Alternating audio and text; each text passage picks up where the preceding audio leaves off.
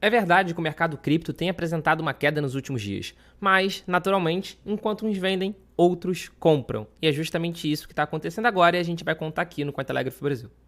Nos últimos dias, não só o Bitcoin, mas as criptomoedas, de uma forma geral, têm vivenciado uma queda. Desvalorização pequena, na verdade, mas tem sim vivenciado uma queda. O Bitcoin, por exemplo, ele está lutando para conseguir se manter acima dos 60 mil dólares.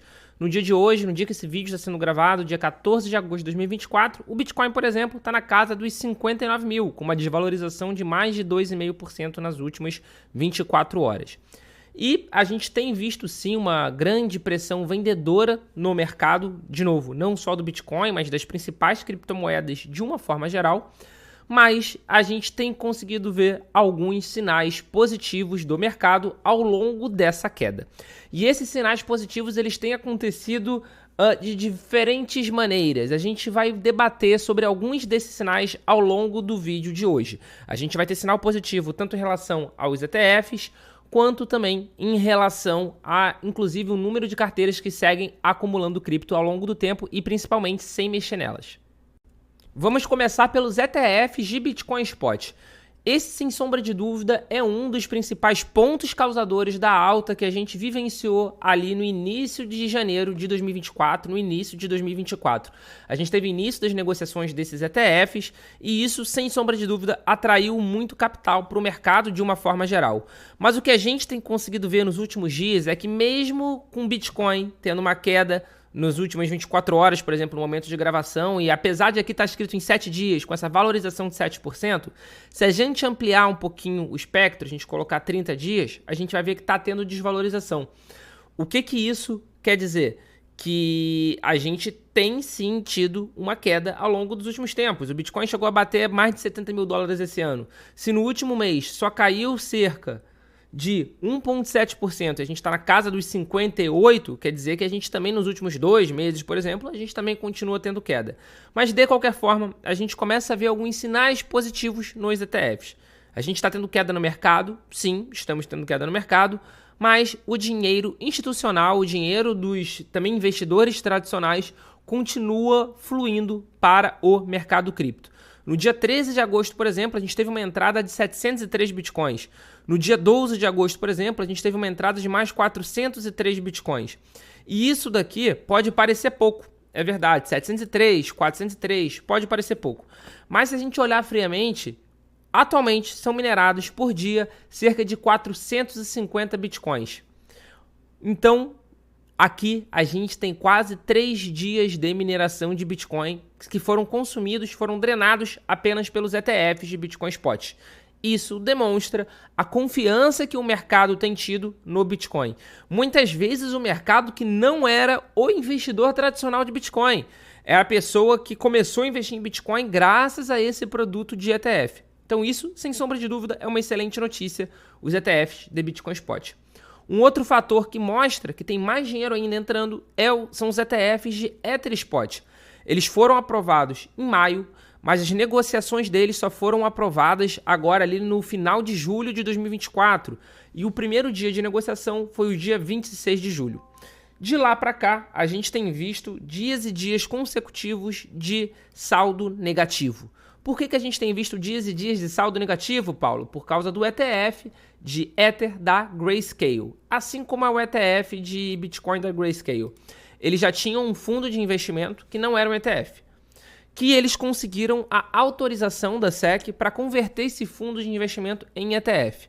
Então é um ETF que já nasceu sendo, tanto no caso do Bitcoin quanto no caso do Ether, já nasceu sendo o maior. No caso do ETF de Ether, por exemplo, ele nasceu com 9 bilhões de dólares sob gestão. Ele se converteu para ETF já tendo 9 bilhões de dólares sob gestão. E desde o início da negociação, ele já perdeu mais de 1 bilhão. Teve mais de 1 bilhão de saída. Isso por quê? Por causa das altas taxas de administração.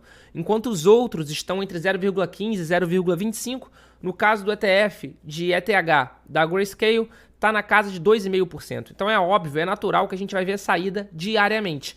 E é isso que a gente tem visto. Todos os dias tem tido saída. No primeiro dia foram mais de 112 mil unidades de ETH, no segundo dia 64 mil, 36 mil, 40 mil, 24 mil, 19 mil. Mas o que a gente já começa a ver é uma diminuição dessa sangria, é uma diminuição dessa saída. Aqui, ó, 11 mil, saíram 0 dia 12, aqui saíram 15 mil dia 9, 8 mil dia 8. Então, começou a diminuir o tamanho da saída desse ETF, ou seja, vai começar a diminuir a velocidade. E com isso, a gente começou a ter também saldos positivos. Então, pela segunda vez, a gente teve 2 dias consecutivos de saldo positivo. No dia 12 e no dia 13, a gente teve saldo positivo e a primeira vez tinha sido no dia 5 e no dia 6. Vamos ver se no dia 14 a gente consegue emendar mais um dia positivo e pela primeira vez na história dos ETFs de Ether Spot ter 3 dias positivos com saldo positivo.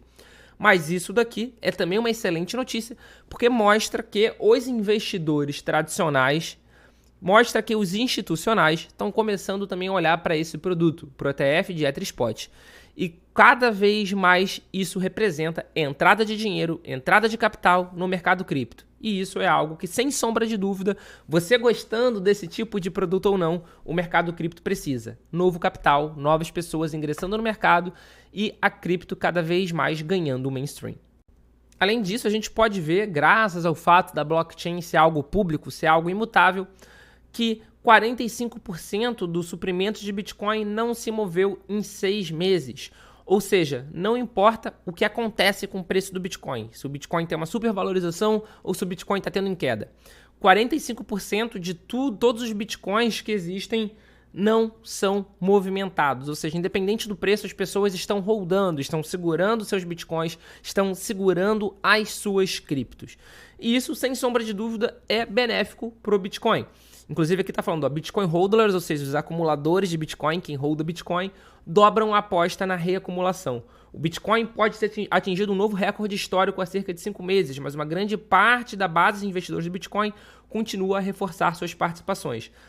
A Glassnode revela que pouco mais de 45% de todos os Bitcoins permaneceram dormentes em suas carteiras por pelo menos os últimos 6 meses.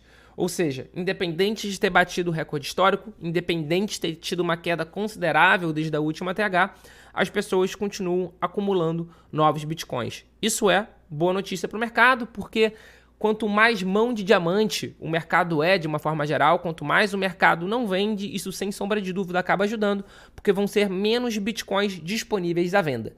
Então, menos Bitcoins disponíveis à venda é uma oferta menor para uma demanda existente e que continua crescendo com a entrada de novos players de uma forma geral. E outra notícia positiva é que a gente tem diversos estudos apontando que o preço do Bitcoin, o pico de preço do Bitcoin até 2025 vai bater ali os 164 mil dólares. Que, ó, o mesmo estudo previu corretamente que o preço do Bitcoin atingiria 65 mil dólares em 2021, uma diferença de apenas 1.050 em relação à máxima histórica anterior. Ou seja, é um estudo que historicamente é preciso, ele leva em considerações métricas que conseguiram acertar no passado o preço do Bitcoin. E ele fala que vai bater 164 mil dólares até 2025. E um dos catalisadores dessa alta é justamente a emissão de stablecoin. A emissão de stablecoin pode ser a chave para a próxima alta do Bitcoin.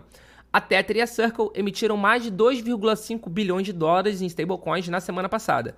E a 10x Research acredita que o impulso contínuo pode desencadear uma alta do Bitcoin. Isso daqui de 2,5 bilhões, a gente somando a Tether, que é a emissora da USDT, que é a maior stablecoin do mercado, é aqui, e a Circle, que é a emissora da USDC, que é a segunda maior stablecoin do mercado e sexto maior criptoativo do mercado. Se a gente for olhar aqui uma matéria que saiu lá no Cointelegraph dia 9 de agosto, a gente vai ver que a Tether emitiu 1,3 bilhão de dólares em USDT. E isso era um dos fatores que poderia empurrar o preço do Bitcoin para 65 mil dólares. O preço do Bitcoin, de fato, ele chegou a ter uma alta depois dessa emissão. A gente chegou ali entre os 62 e 63 mil dólares. Não chegamos nos 65, mas de fato chegamos perto. Isso quando a gente estava ali bastante próximo dos 50. Né? O Bitcoin ele caiu bastante nos últimos tempos, se a gente for ver o gráfico, e conseguiu se recuperar. Vou até abrir aqui o gráfico. Ó. Vou pegar no último mês e vou diminuir um pouquinho aqui. Ó. A gente pode ver aqui ó, que no dia 5 de agosto ele chegou a bater 49.740 dólares, ou 49.842. E depois disso, ele chegou a bater ali os 62 mil dólares, 62.323. Então ele apresentou sim uma recuperação bastante próxima ao que os estudos falavam ser possível com essa emissão de USDT. E aconteceu de novo. A gente tem visto o saldo de Tether nas exchanges cripto atingirem um recorde à medida que o tesouro de Tether, tesouro de USDT, emitiu mais 1 bilhão de USDT. Vale ressaltar que o CEO da Tether, o Paulo Arduino, falou que esse 1 bilhão de USDT ele não foi já vendido, ele não foi já comercializado. Eles emitiram um token para colocar em tesouraria. O que isso quer dizer? Isso quer dizer que eles emitiram um token no aguardo de compras por parte das pessoas que compram o USDT diretamente com a Tether. E de lá para cá, a gente consegue ver que eles emitiram 1 bilhão e agora na tesouraria, que é algo público, é algo transparente, eles têm uma auditoria sobre isso. Aqui eles têm uma página de transparência. Na tesouraria, eles tinham aproximadamente, já tem até aqui na matéria, 941 milhões. Estão autorizados, mas não emitidos. Ou seja, em menos de 24 horas eles já tinham vendido 60 milhões do que eles tinham acabado de mintar, do que eles tinham acabado de emitir. Isso demonstra claramente uma forte demanda por parte dos usuários. E de novo, a gente vê uma correlação muito grande, muito forte entre a emissão propriamente dita desse USDT, dessa USDC por parte da Circle também, e uma valorização do Bitcoin. E é claro que quando a gente vê também uma valorização do Bitcoin, a gente vê uma valorização das outras criptomoedas como um todo. O Bitcoin é como se fosse a locomotiva das criptos. Então, esses são os fatores que mostram pra gente que, apesar da gente estar experimentando queda, aqui nesse momento de gravação, por exemplo, o Bitcoin acentuou a queda dele nas últimas 24 horas. Mas, apesar disso, a gente tem diversos fatores positivos que falam que, apesar da gente estar tendo queda no preço, a gente está tendo sim boas notícias de uma forma geral, boas conjunturas se formando para uma próxima valorização. E um fator muito importante para a gente conseguir entender sobre a oferta de Bitcoin é entender sobre como funciona o halving do Bitcoin, que é um processo técnico que acontece a cada 4 anos, que diminui pela metade a recompensa de mineração. Então, se você ainda não sabe muito bem o que é isso, eu vou colocar um vídeo aqui para você explicando um pouquinho mais do que é halving. E aqui eu vou colocar para você um vídeo explicando sobre os diferentes tipos de carteira para você poder guardar a sua cripto com segurança. Muito obrigado pela sua companhia. A gente já tem um encontro marcado nos nossos próximos vídeos aqui no Cointelegraph Brasil.